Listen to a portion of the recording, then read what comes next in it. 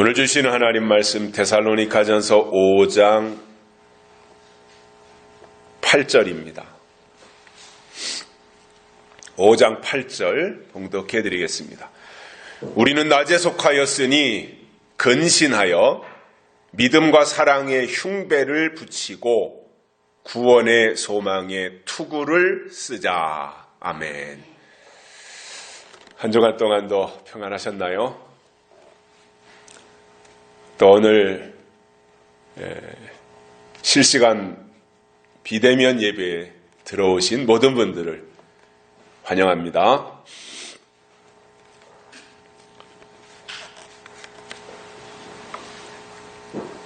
대학교 입학시험이 됐든 아니면 대학을 졸업하고 회사에 취직을 하기 위한 취업시험이 됐든 시험을 보는 사람들은 시험 날짜, 시험 과목, 그리고 내가 몇 점 이상을 받아야 되는가 하는 합격 점수 등을 미리 알고 응시를 하게 될 겁니다. 내가 토익을 몇 점 이상을 받아야 되는가, 그 회사가 요구하는 나름대로의 모집 요강이 있을 것입니다. 그래서 그 시험을 준비하던 사람들은 이제 당일 날짜가 되면 아마도 오전 9시까지는 시험장으로 입장하라 이렇게 통보가 됐을 겁니다. 그러면 이제 9시까지 가서 시험장으로 다 들어가고, 그런데 이렇게 시험을 보면 뭐 학교 생활이 됐든 직장 생활이 됐든 시험을 볼 때이든 그 시간 전에 미리 가서 대기하는 사람도 있고요. 어떤 사람은 1시간 전에 가서 대기하는 사람도 있고 30분 전에 가 있는 사람도 있고 아니면 20분 전, 10분 전 아니면 1분 전에 허겁지겁 아슬아슬하게 8시 59분에 도착하는 사람도 있을 것입니다. 그런데 8시에 미리 간 사람이나 8시 59분에 아슬아슬하게 간 사람이나 자격은 똑같습니다. 시험장에 일찍 갔다고 보너스 점수를 주는 게 아니라 9시 전에 간 사람들은 똑같은 응시 자격이 부여된다는 말입니다. 또 이런 경우도 있습니다. 어떤 시험을 보는데 커트라인이 80점이다라는 거예요. 그래서 80점 이상을 받으면 다 합격이다 이렇게 공고가 되면 80점을 받은 사람이나 99점을 받은 사람이나 똑같이 합격인 것입니다. 하나님의 일도 마찬가지라고 저는 생각을 합니다. 하나님이 정해놓으신 계획이 있습니다. 하나님이 정해놓으신 규정이 있습니다. 이렇게 하라 라는 하나님의 말씀 또는 명령들이 있어서 거기에 포함이 되어지면 자격은 똑같은데 그 중에 하나가 낮에 속한 자가 되는 것이다 이 말입니다. 데살로니가전서 5장은 어둠에 속한 자들과 낮에 속한 자들에 대한 특징을 설명하는 거예요. 그래서 1절부터 3절은 어둠에 속한 자들에 대한 말씀이고 4절에서부터 8절까지는 낮에 속한 자들에 대해서 말씀하고 있습니다. 이것을 비교해 보면 내 신앙의 현주소가 어디인가가 그대로 수면 위로 드러나게 되어 있습니다. 자, 그러면 낮에 속한다는 것이 도대체 무엇인가? 이것을 알아야 낮에 속한 자가 될 수 있잖아요. 밤에 속한다는 것이 도대체 어떤 것인가? 어떤 상황 속에서 어떤 상태이길래 그것이 밤에 속한 것인가? 이러한 것을 알아야 되는데, 자, 먼저 낮이 있다고 하는 것은 밤도 있다는 것을 전제하는 말이고, 낮과 밤을 통해서 낮에 속한 자와 밤에 속한 자에 대해서 말씀하는 내용은 결국 우리의 신앙의 소속을 어디에다가 둬야 될 것인가에 대한 말씀입니다. 결국 소속에 대한 이야기를 지금 하고 있다는 거예요. 그래서 낮에 속한다고 하는 것은 하나님께 소속을 두고 영적인 것을 생각하면서 빛의 사람으로 살아간다고 하는 의미가 되는데, 오늘 말씀에서 사도 바울은 낮에 속한 자들이 어떠해야 되느냐, 이 부분을 말씀하고 있습니다. 4절부터 8절까지가 쭉 그 부분에 대한 설명이에요. 우리는 이제 8절만 끄집어내가지고 말씀을 듣게 되지만 4절부터 8절까지가 그러한 내용들인데,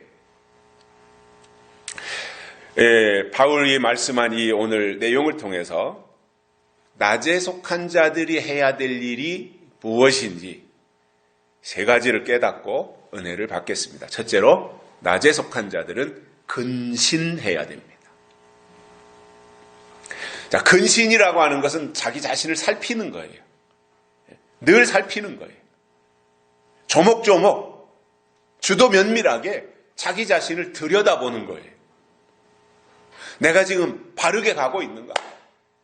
내 방향이 지금 온전한 것인가? 이러한 것에 대해서 균형 감각을 가지고 몸과 마음, 그리고 영적인 부분과 생활적인 부분을 세밀하게 관찰하고 살펴보는 것입니다. 다른 사람이 나를 살펴본다면 이것은 사생활 침해가 될 거예요. 그러나 내가 내 자신을 늘 살펴본다고 하는 것은 이것은 경건으로 나아가는 지름길이 될 수 있는 거예요. 그러나 근신이라고 하는 것은 아무나 할 수 있는 게 아닙니다. 내가 오늘부터 근신하면서 나 자신을 늘 살피고 되돌아보면서 반성하면서 뉘우치면서 더 좋은 미래를 설계하면서 살아가야 되겠다라고 생각한다고 근신하는 것이 아니라는 거예요.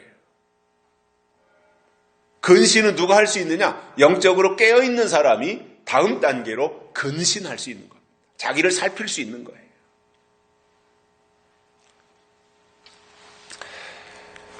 우리의 신앙이 깨어있다고 하는 것은 다른 말로 바꾸면 낮에 속한 것이고, 이러한 신앙은 어둠이 무엇인지 알기 때문에 절대로 어둠에 있지 않게 되고 어둠의 영향권에서 벗어나게 되어지고, 그리고 항상 빛 가운데서 살려고 노력하니 영적으로 안전하게 된다라는 겁니다.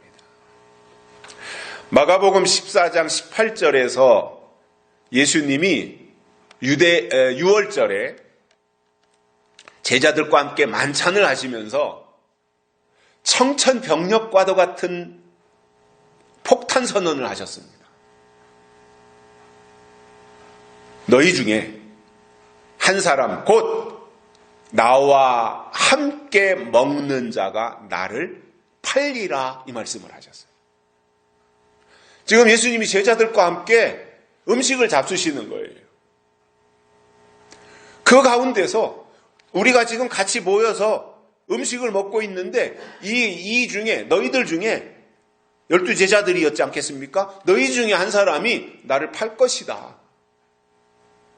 그런데 그 때가 언제였는지 보면 놀랍게도 17절에 저물매 이렇게 나옵니다. 저물매.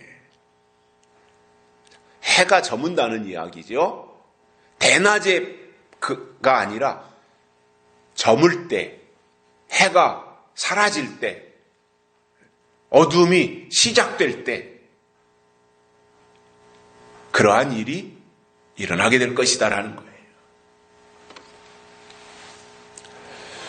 자, 우리는 낮과 밤에 대한 분별을 정확하게 하면서 살아야 됩니다. 낮이라고 하는 것이 도대체 무엇이냐? 낮을 주관하는 분이 누구시냐? 어둠을 또는 밤을 주관하는 게 누구냐? 이 낮에 속한다 또는 밤에 속한다라고 하는 것은 내 신앙의 소속을 의미하는 것이다라고 앞에서 말씀을 드렸는데, 저는 그렇게 생각을 합니다. 신앙의 문제는 결국 소속의 문제예요. 내 소속을 어디에다 둘 것이냐. 그러면 신앙이라고 하는 이 형태를 보면 땅의 것을 추구하는 율법적 형태의 신앙 생활하는 사람들도 있지 않습니까? 또 그 다음 단계로는 은혜 시대에 속해서 여전히 은혜 시대가 유지되는 줄 알고 은사를 사모하면서 살아가는 신앙생활하는 사람들도 있습니다. 또 어떤 부류는 이제 은혜 시대가 끝나니까 새로운 시대가 열릴 것을 생각하면서 하나님의 약속을 근거로 해서 다가오는 새 시대를 겨냥하고 살아가는 사람들도, 신앙생활하는 사람들도 있다라는 거예요. 그러면 우리의 신앙의 소속을 어디에다 둬야 될 것인가? 요한복음 12장 35절 36절에서 예수님이 이렇게 말씀하셨습니다. 빛이 있을 동안에 다녀 어둠에 붙잡히지 않게 하라. 어둠에 다니는 자는 그 가는 바를 알지 못하느니라. 너희에게 아직 빛이 있을 동안에 빛을 비드라. 그리하면 빛의 아들이 되리라. 굉장히 중요한 말씀을 하셨어요. 자, 예수님이 지금 전제하는 것이 뭐예요? 빛이 없을 때가 온다는 거예요. 어둠의 시간이 온다는 거예요. 어둠이 지배하는 세상이 온다는 거예요. 그때 어떻게 할 것이냐는 거예요.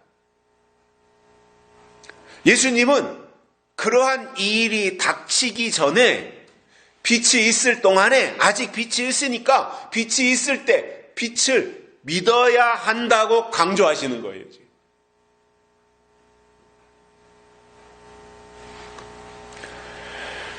이 말씀은 궁극적으로는 예수님이 재림하실 때가 되면 교회 시대가 어두워지고, 그 시대가 어두워진다는 것은 결국 그 시대를 주도했던 교회가 어두워져서 교회를 어두움이 장악하고 교회를 어두움이 사로잡는 그 시대가 온다는 것을 말씀하신 것이고, 이것에 대해서 사도 요한은 계시록 9장에서 무저갱이 열리면서 무저갱의 연기 가운데서 황충이 올라오니까 해와 공기를 어둡게 했다라고 말씀하고 있습니다. 결국은 황충이의 역사는 어둠의 역사예요. 하나님의 역사는 낮의 역사요, 빛의 역사라는 거예요. 황충이가 나오면 교회를 어둡게 한다는 거예요. 영적으로 어둡게 한다는 거예요. 재림에 대해서 어둡게 한다는 말이에요. 지난주에도 다니엘이 말한 마지막 한일회가 대환란이고, 그 한일회 7년 가운데 앞부분이 황충이가 나오는 기간인데, 황충이가 나오는 목적은 어둡게 하기 위해서 나오는 것이라는 거예요. 다른 이유 없어요. 황충이는 영적으로 어둡게 하기 위해서 나오는 거예요. 그래서 분별을 못하게 하는 거예요.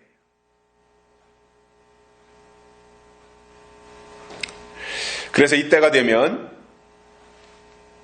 교회가 생명의 빛을 점점점 상실하게 됩니다.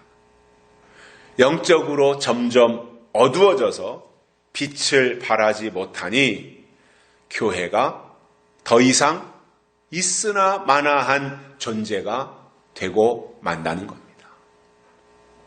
이게 추락하는 거지요. 떨어진 별의 역사인 거지요.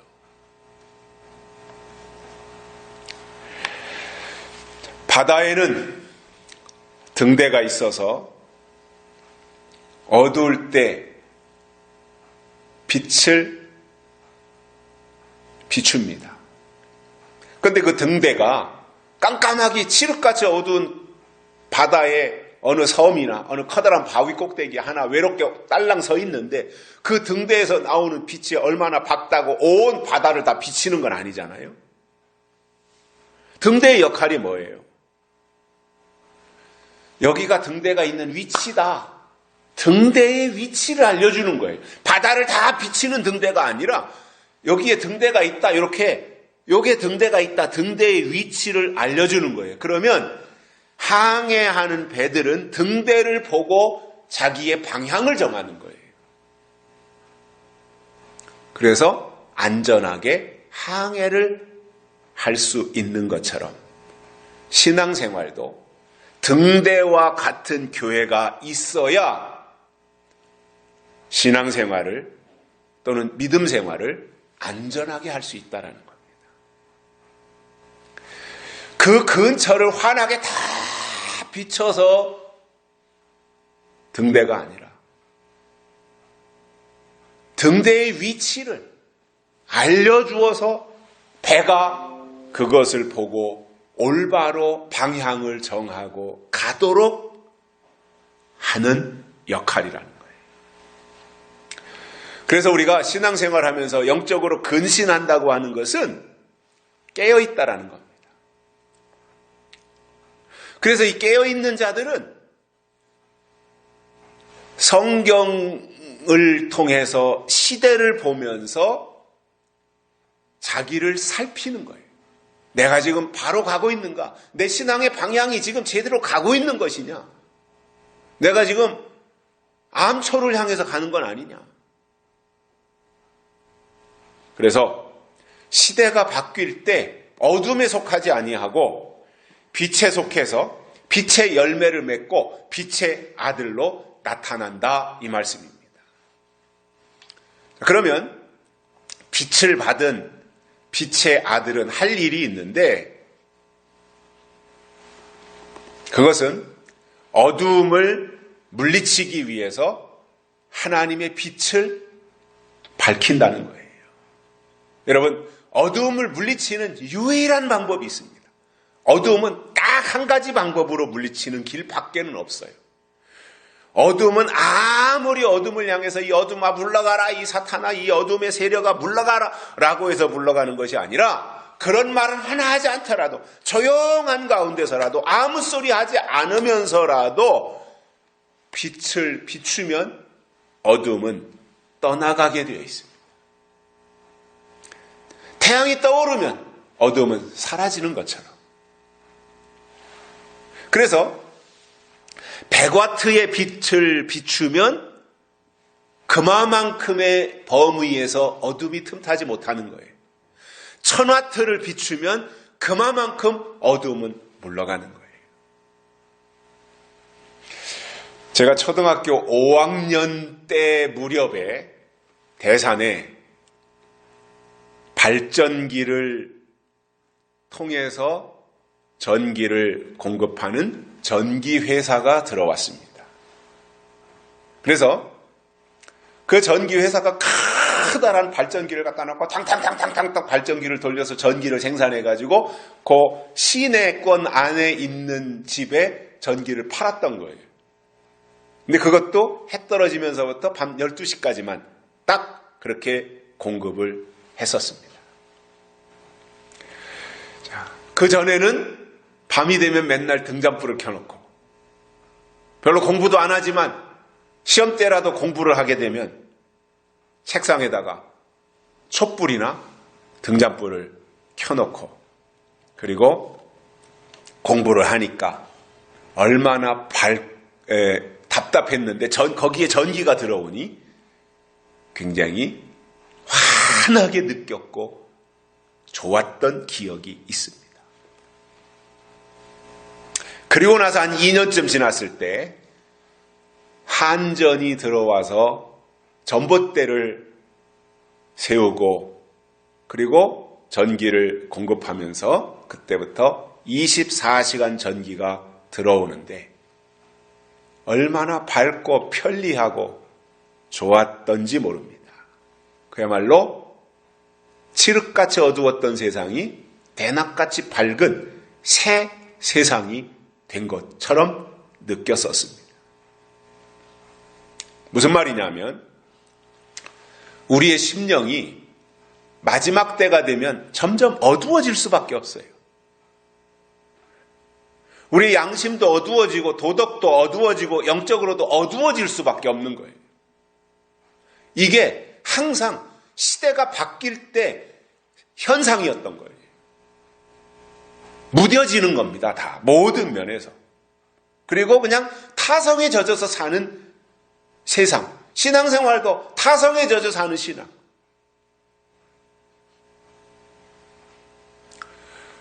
그렇게 될 시기에 우리에게 한전과 같은 영적인 교회를 통해서 24시간 동안 영적인 에너지가 공급된다면 언제든지 우리의 심령은 밝을 수 있고 환해질 수 있고 또 그만큼의 영향력을 행사하며 살 수 있는 겁니다. 그래서 신앙이라고 하는 것은 영적 어두움에서 깨어나 새 시대를 볼 수 있어야 됩니다. 그 일을 하기 위해서 근신해야 된다 그 말입니다. 자, 이렇게 근신하는 사람들은 특징이 있습니다. 영적으로 깨어서 영적으로 근신하면서 하나님과의 관계를 유지하기 위해서 어둠이 틈타지 못하게 하고 계속해서 빛 가운데로 빛을 향하여서 나아가는 사람들에게는 특징이 있습니다. 하나는 시대를 분별한다는 사실입니다. 지금이 낮인지 밤인지, 지금 은혜 시대가 계속 여전히 진행 중인지 아니면 은혜 시대가 끝났는지, 때를 따라 양식을 나눠주는 종이 복이 있다고 했는데 내가 소속된 교회의 종은 철이 지난 우유를 여전히 공급하는지 아니면 단단한 식물을 제공하고 있는지, 등잔에 기름을 채웠으니까 나는 할 일 다 했고 다시 오시는 신랑을 맞이할 수 있다라고 생각하고 있는지, 아니면 슬기로운 다섯 처녀처럼 등잔에 기름은 이미 준비되어 있으니 그릇에 기름을 준비할 때인 것을 깨닫고 있는 것인지. 그러므로 성경을 통해서 하나님의 뜻을 우리가 알게 되면 성경의 안목을 가지고 세상을 보면서 시대를 분별하게 된다는 것입니다. 또 한 가지는 예수님의 재림을 준비하게 되어 있습니다.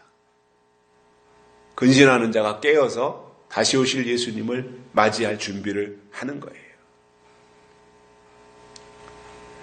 그래서 이것은 해도 되고 안 해도 되는 게 아닙니다. 공식인 겁니다. 그래서 빛의 아들이 된 사람은 가는 곳이 밝아지고 있는 곳이 밝아지며 만나는 사람을 밝아지게 할 수 있는 거예요. 이게 뭐예요? 영향력이라는 거예요.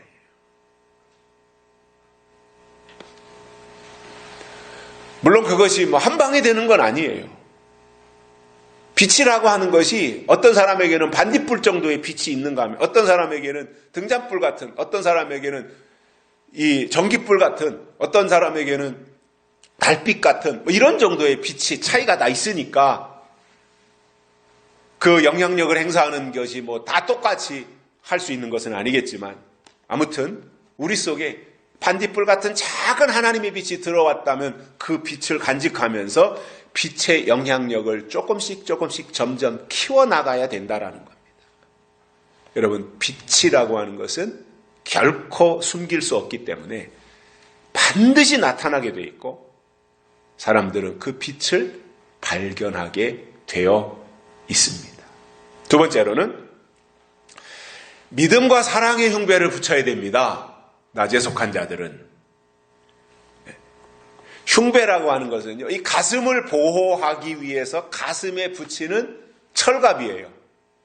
그래서 옛날 전쟁터에 나가는 장수들은 가슴에다가 철갑을 둘렀어요. 근데 그것이 무겁고 불편하니까 나중에는 두꺼운 가죽으로 만들어서 이제 가죽을 앞에다가 두르기도 했던 적이 있는데, 이 흉배, 가슴에 붙이는 이 보호장구는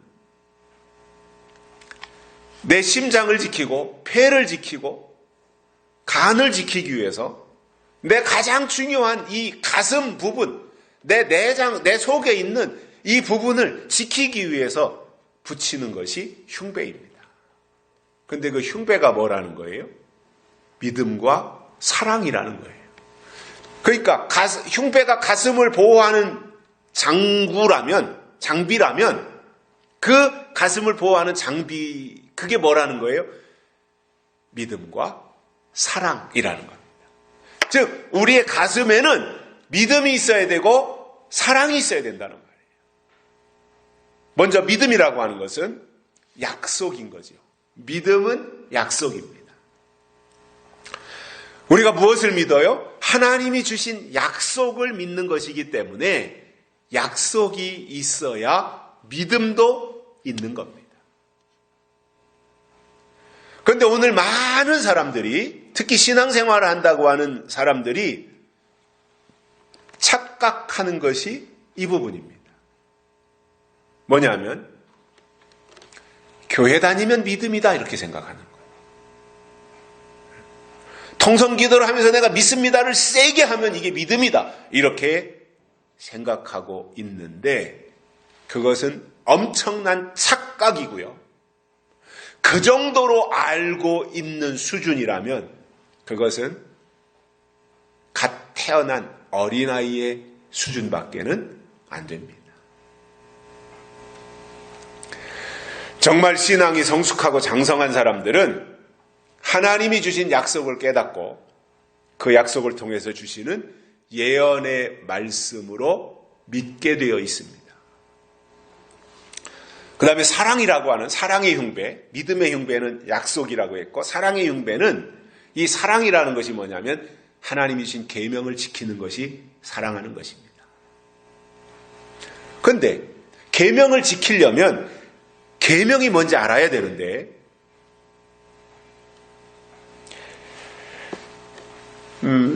그 계명이라는 것은 그 시대에 주신 하나님의 명령이잖아요. 이렇게 믿어라, 이렇게 해라, 저렇게 해라. 이것에 대해서 하나님이 때를 따라 주시는 어떠한 명령들이 있잖아요. 그것이 하나님이 주신 계명이지 않습니까? 그래서 약속과 하나님의 계명, 이것이 내 가슴을 지킬 수 있는 또는 마음을 지키고 심령을 지킬 수 있는 흉배라는 거예요. 이것이 믿음과 사랑이라는 거예요.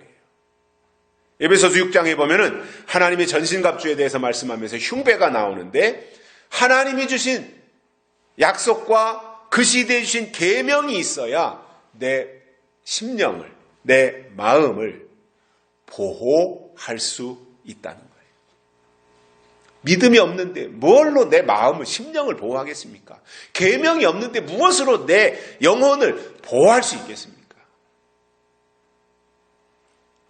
자, 교회라고 하는 것은 믿음과 사랑의 공동체라고 할 수 있는데 교회 밖에 머물던 사람들이 드디어 이제 어떤 계기에 교회 안에 들어와서 믿음을 배우고 또 서로가 사랑을 나누면서 실천하는 것이 교회 공동체라는 말이에요.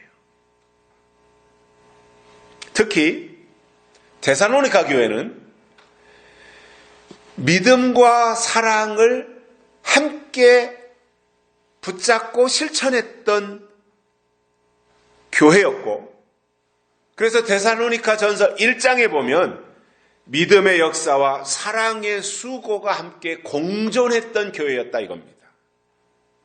사실 사랑이 없는 믿음은 거짓 믿음이고요. 믿음이 없는 사랑은 거짓 사랑입니다. 데살로니가 교회는 말로만 하는 사랑이 아니라 수고가 따르는 실천적인 사랑을 했던 좋은 교회로 등장을 했습니다. 그뿐 아니라 데살로니가 교회는 성도들의 믿음이 날로 더욱 자라났고 사랑이 점점 더 풍성해진 것에 대해서 바울은 칭찬을 했던 것입니다. 그렇습니다. 신앙생활의 연조가 쌓이고 교회 안에서 맡은 직분은 올라가는데 믿음은 저 밑바닥에서 어린애 수준에 머무르고 있다면 어디다 쓰겠냐는 거예요. 내 신앙의 연조가 더해지는 것만큼 내 믿음의 넓이와 높이와 길이와 깊이도 더 풍성해져야 되고, 내 교회 안에서의 직분이 높아지는 것만큼 하나님을 아는 지식이 날로 더욱 내 안에서 풍성해지는, 이것이 하나님이 원하시는 모습이라는 겁니다. 그런데 이것은 머릿속에만 머무르는 이론으로 이루어지는 것이 아니라, 믿음과 사랑이라고 하는 것은 가슴에 있어야 하기 때문에 흉배를 붙이는 것으로 설명을 해 주셨어요.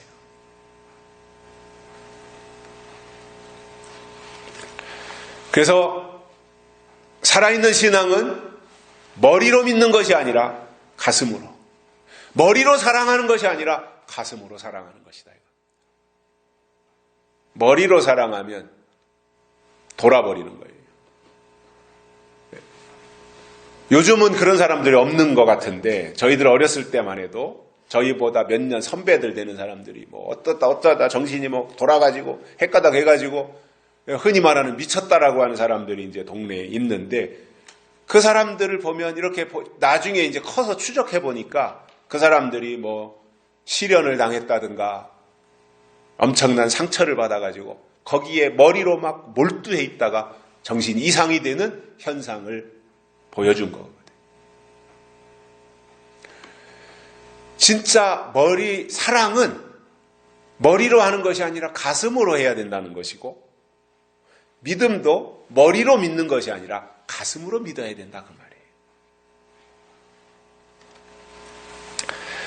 그래서 우리는 하나님이 주신 약속과 계명을 우리의 가슴으로 받아서 그것이 우리에게 흉배가 되도록 하자. 그래서 어떠한 외부적 공격으로부터 믿음과 또는 이 사랑이 우리의 가슴을 지켜줄 수 있도록 해야 되겠다라는 것이고요. 세 번째로는 구원의 소망의 투구를 써야 된다고 했습니다. 자, 낮에 속한 자는 가슴에는 흉배를 붙일 뿐만 아니라 머리에는 투구를 써야 되는데, 투구는 전쟁터에 나가는 군인들이 머리를 보호하기 위해서 쓰는 헬멧입니다. 철모라는 거죠. 철모, 헬멧. 그런데 그 머리에 쓰는, 머리를 보호하는 그 무기, 전쟁터에 나가는 그 투구, 머리에 쓰는 투구, 그게 뭐냐면 구원의 소망이라는 거예요. 실제로 머리에 쓰는 투구가 아니라, 그건 상징적으로 그렇게 표현했고, 흉배와 마찬가지로 그게 실질적으로 그게 우리에게 믿음 생활하는 데 있어서 그게 뭐냐 하면은 구원의 소망이라는 거예요. 그래서 가슴에는 믿음과 사랑이 있어야 되고 머리에는 구원의 소망이 있어야 된다고 합니다. 이 순서가 바뀌면 안 된다는 거예요. 소망은 바라보는 것입니다. 바라는 거예요. 바라는 것. 근데 바울은 우리가 소망으로 말미암아 구원을 얻었다고 로마서에서 말씀하고 있어요. 그렇다면 우리에게는 구원의 소망이 있어야 돼요. 아, 예수 그리스도가 구원자로 오셨구나. 그분이 우리를 구원하기 위해서 십자가에 달려 돌아가셨구나. 그분이 우리를 데려가기 위해서 승천하셨다가 처소를 예비하면 다시 오시는 거구나. 이러한 부분에 대해서, 즉 하나님이 하신 일과 하나님이 하실 일에 대해서 종합해가지고 그것이 우리 안에 소망으로 있어야 된다는 거예요.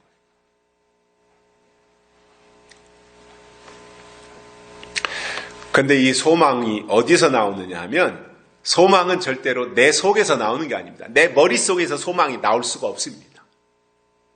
내 머릿속에서 절대 내 생각이 나오지 소망이 나오지 않아요. 의심이 나오지 소망이 나오지 않아요. 소망은 하나님이 위로부터 주시는 거예요. 그에게. 그렇기 때문에 하나님이 주시는 것이 소망이라면 소망의 출처가 어디냐면 하나님의 약속으로부터 소망이 나오는 겁니다. 그래서 우리가 뭐 공중이다 대고 뭘 믿어요?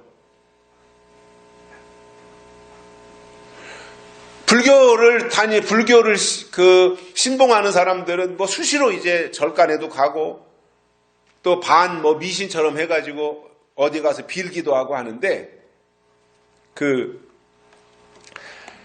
절에 있는 부처도 그냥 한 가지가 아니잖아요. 부처도 다 나름대로 이름이 있는데 크게 나누면 그 부처의 종류가 두 가지가 있죠. 두 가지. 하나는 석가불이라고 하죠. 석가불. 대개 절에 가서 보면은 좌정에서 앉아있고 이 대웅전 앞에 앉아있고 금색깔로 칠해놓은 좌정에 있는 부처를 석가불이라고 합니다. 석가불. 그런데 부처는 부처인데 석가불이 아닌 미륵불이 있어요. 미륵불. 미륵불은 뭐냐면 서 있는 부처예요. 서 있는 부처. 계룡산이라든가 어디 이런 큰 절에 가보면 거기에 서 있는 부처 형상을 만들어 놓은 그런 절도 있어요. 근데 그건 이제 미륵불이라고 그러죠. 그래서 석가불은 앉아 있는 부처, 미륵불은 서 있는 부처. 이렇게 이제 구분을 하잖아요. 자, 그러면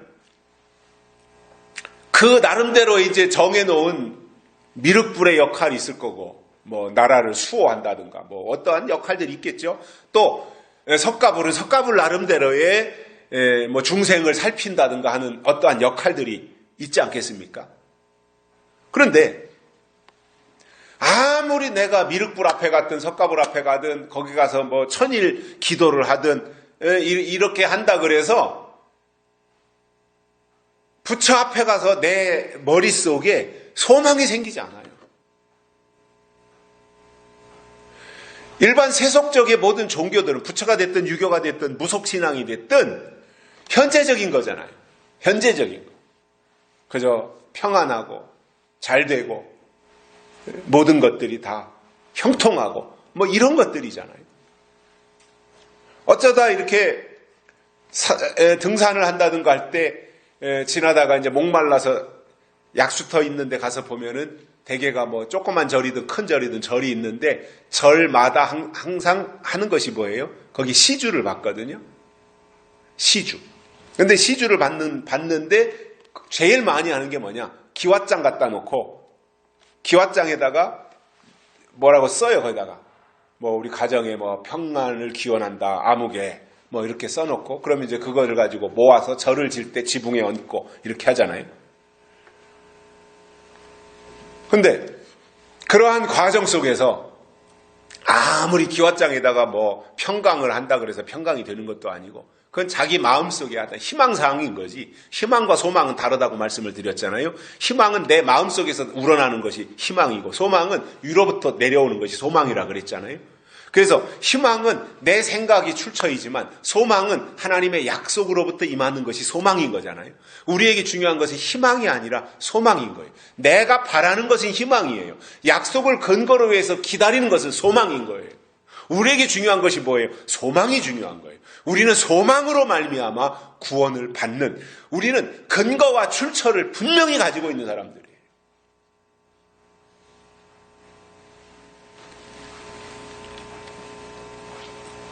그래서 이 소망이라고 하는 것은 하나님의 약속에서 나오는 것이다 이겁니다. 하나님의 말씀에서 하나님의 소망이 나오는 것이다 이겁니다.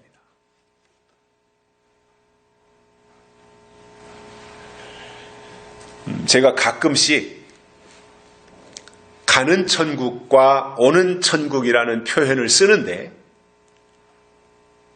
저는 이것이 굉장히 적절한 것이라고 생각을 해요. 다른 사람이 이것을 썼는지 안 썼는지는 몰라요. 제가 이런 표현을 한 25년 전부터 썼는데 제가 최초가 아닐까 싶은 생각도 해요. 물론 해 아래 새 것이 없으니까 누군가가 썼는지는 모르지만 저는 그거에 대해서 시대적으로 해서 구분을 해가지고 가는 천국과 오는 천국, 다 가는 천국을 바랄 때, 또 교회 안에서 다 가는 천국만 가르칠 때 저는 오는 천국이 있다라는 것을 설명을 했어요. 자, 가는 천국이라고 하는 것은 은혜 시대의 법입니다. 그래서 육신은 죽어서 흙으로 돌아가고 영이 하나님 나라에 올라가는 법이에요. 이것이 은혜 시대에 주신 구원의 소망이었던 겁니다. 그래서 은혜 시대에는 내 육신은 죽고 내 영은 하나님께로 가야 된다. 그러기 위해서 내가 하나님의 말씀 안에서 신앙생활, 믿음 생활을 잘 해야 된다. 이것이 구원의 소망을 가지고 살았던 거예요. 나는 하나님이 계신 하나님의 나라로 가야 된다. 그런데 내 영이 간다. 내 육은 못 간다. 육은 흙으로 돌아가야 된다. 이것이 가는 천국이에요. 그래서 이것을 영이 천국에 들어가는 법이었고, 이것이 은혜 시대의 법이죠. 은혜 시대에는 누구도 다 육신은 흙으로 가야 되고 영만이 하나님이 계신 보좌로 올라가는 것이었던 거죠. 그런데 반해서 오는 천국은 예수님이 다시 오실 때 주시는 법이에요. 그러니까 예언에 속한 거예요. 이 핵심이 뭐냐면 육신이 죽지 않고 살아서 호련히 변화체가 되어서 다시 오시는 예수님을 맞이하는 법이다 이겁니다. 계시록에서도 말씀하고 있지만 바울이 고린도전서 15장에서도 변화체, 호련히 변화되리니 라고 하면서 이 부분에 대해서 설명을 했는데, 그렇다면 지금 시점에서 우리는 오는 천국을 기다리고 있고 다시 오시는 예수님을 성경을 통해서 준비하는 이것이 구원의 소망이 돼야 된다 그 말입니다.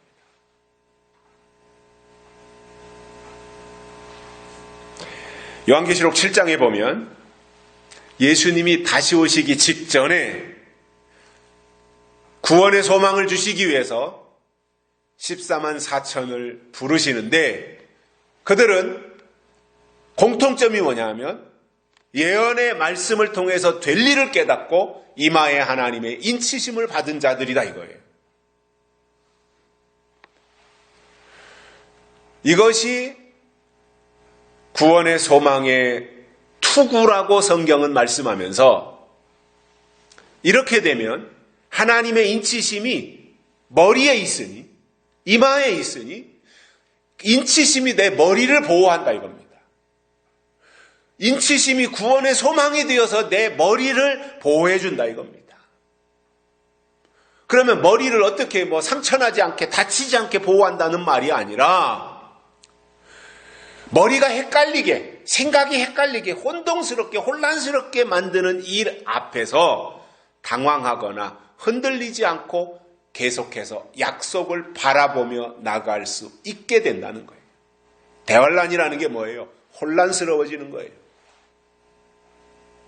지금까지 지켜왔던, 지금까지 지녔던 어떠한 신앙적 가치관이 흔들리는 거예요.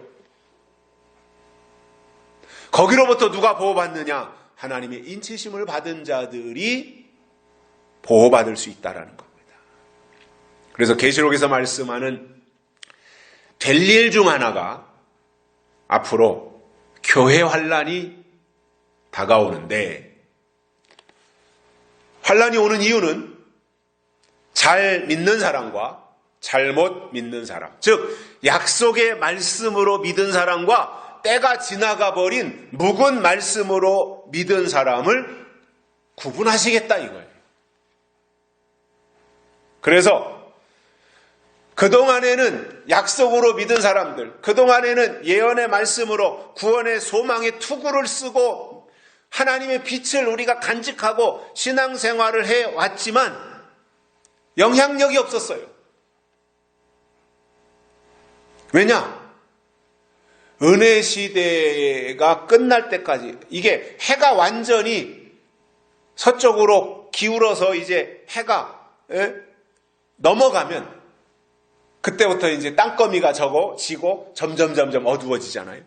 그동안에는 아직도 이 석양이, 태양빛이 희미하게라도 남아 있었으니까 세상이 밝아서 우리의 작은, 우리의 희미한 등잔불을 들고 있어도 태양빛 때문에 이 영향력이 없었던 거예요.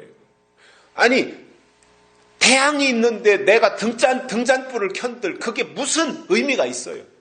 가지고는 있지만 태양빛에 의해서 내 빛의 역할이 제대로 두드러지지 못했던 거죠. 그러나 태양빛이 이제 완전히 기울고 석양과 낙조의 단계를 지나서 바닷속으로, 물속으로 잠겨버리면 그때 어둠이 시작되잖아요. 그때 드디어 빛의 아들이 있는 곳이 밝아지는 겁니다. 그때 그 사람 속에 있는 빛이 드러나는 것입니다. 그 순간부터 빛의 영향력은 발휘되기 시작하는 것입니다. 여러분, 저는 이 시기, 이 현재 우리가 살고 있는 2020년 이 시점이 어둠의 세력은 이미 활동을 시작했기 때문에 하나님의 약속을 받은 사람들 속에 등잔과 기름이 동시에 준비되어 있어야 된다고 봅니다. 해가 떨어지고 나서 어둠이 찾아왔는데 그때서야 허둥지둥 기름을 사겠다고 이리 뛰고 저리 뛰고 한다면 그것은 어리석은 사람이고, 지혜로운 사람은 아직 해가 중천에 있을 때, 아니면 해가 뉘엿뉘엿 이제 서쪽으로 넘어가고 있는 그때에라도 어둠이 오기 전에 미리 그릇에 기름을 준비하고 있으면 그는 어두워져도 어둠의 영향을 받지 않고 오히려 빛으로 어둠을 물리칠 수 있게 된다는 겁니다. 여러분, 이 데살로니가 교회는 천국과 예수님의 재림에 대한 소망으로 충만했었어요. 구원의 소망의 투구를 쓴 교회가 데살로니가 교회였다는 말이에요.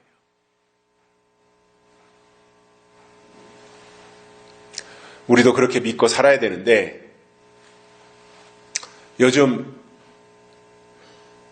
수많은 교회들이 현실이라는 늪에 빠져서 허우적대고 있는 것이 안타깝습니다.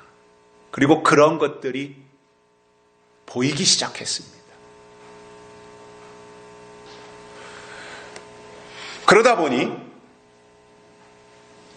교회의 존재 이유, 이 땅에 교회가 존재하는 이유가 뭐예요?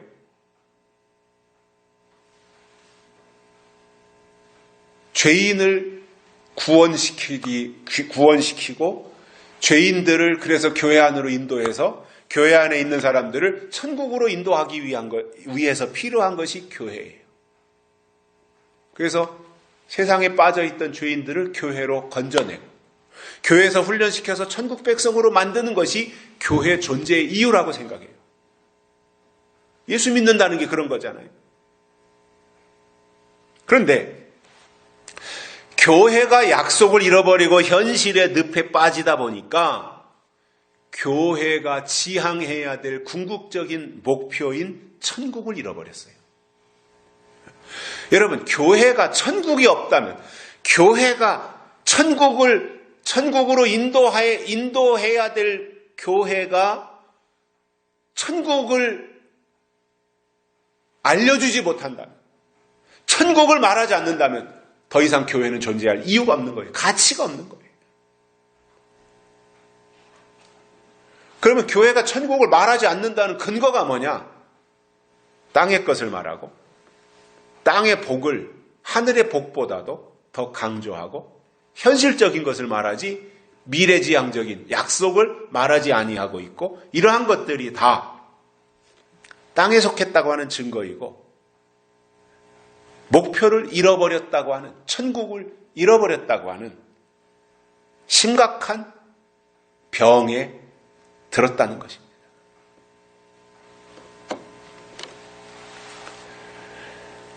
그러나 천국과 재림은 성경의 결론이기도 하고 가장 확실한 하나님의 약속이기도 하기 때문에 우리는 천국에 대한 소망, 그리고 예수님이 다시 오실 영광스러운 재림에 대한 소망, 이것이 우리의 구원의 투구가 되어야 된다 이겁니다. 머리가 그 소망으로 채워져 있어야 된다는 거예요. 그런데 여러분, 오늘 이 시대에 얼마나 많은 신앙생활하는 사람들의 머릿속에, 뭐 해부를 안 해봐서 모르지만 얘기해보면 머릿속에 들어있는 게 다 나오는 거 아닙니까? 저도 만나는 사람들이 참 많아요, 저는.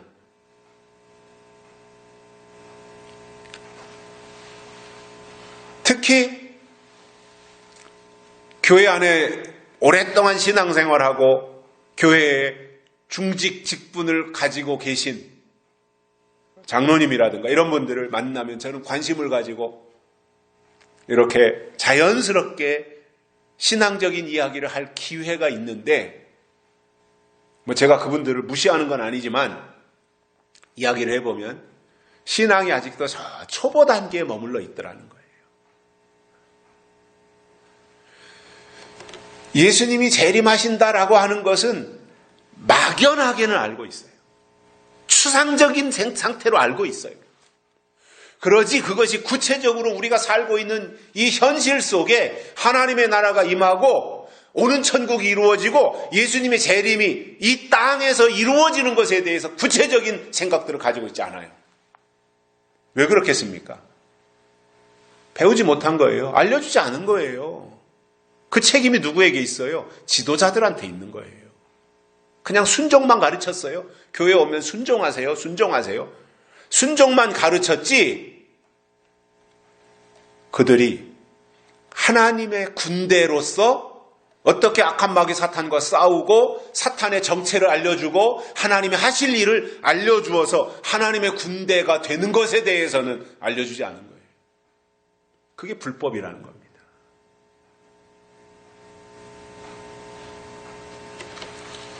결론으로 우리가 정말 예수님의 재림을 사모한다면 영적인 신앙 가지는 것은 당연한 거예요. 영적인 것이 뭐냐?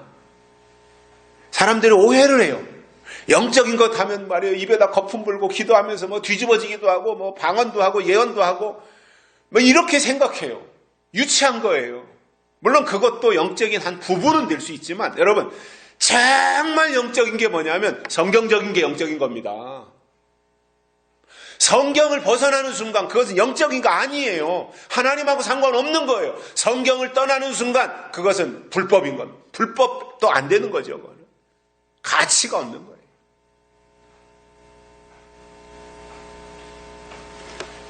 그래서 우리가 성경적인 신앙, 영적인 신앙을 가지는 것은 당연한 것이고, 그렇게 되면 그러한 사람들은 새날과 새 시대를 바라보며 살게 되어 있다는 거예요.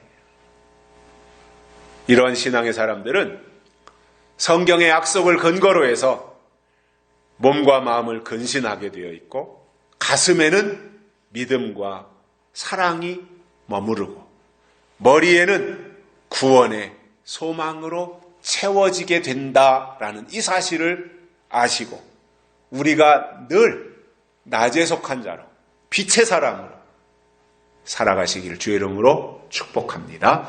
살아계신 하나님 아버지 감사합니다. 오늘 또 우리를 불러주시고 하나님의 말씀을 듣게 해주셔서 감사를 드립니다.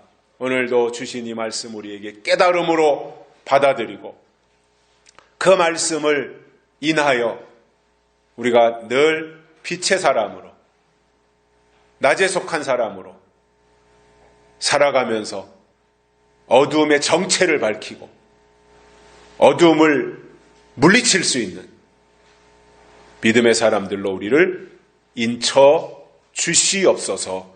다시 오실 예수님의 이름으로 간절히 기도드리옵나이다. 아멘.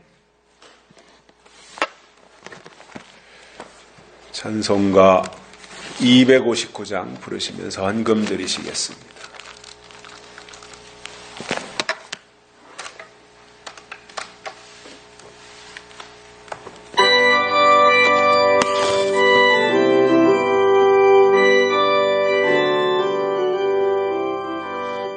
사자들이여 서가서 어둠을 물리치고 백성에게 복음의 빛 비춰라. 빛의 사자들이여 복음의 빛 비춰라. 죄로든 밤 밝게 비춰라. 빛의 사자들이여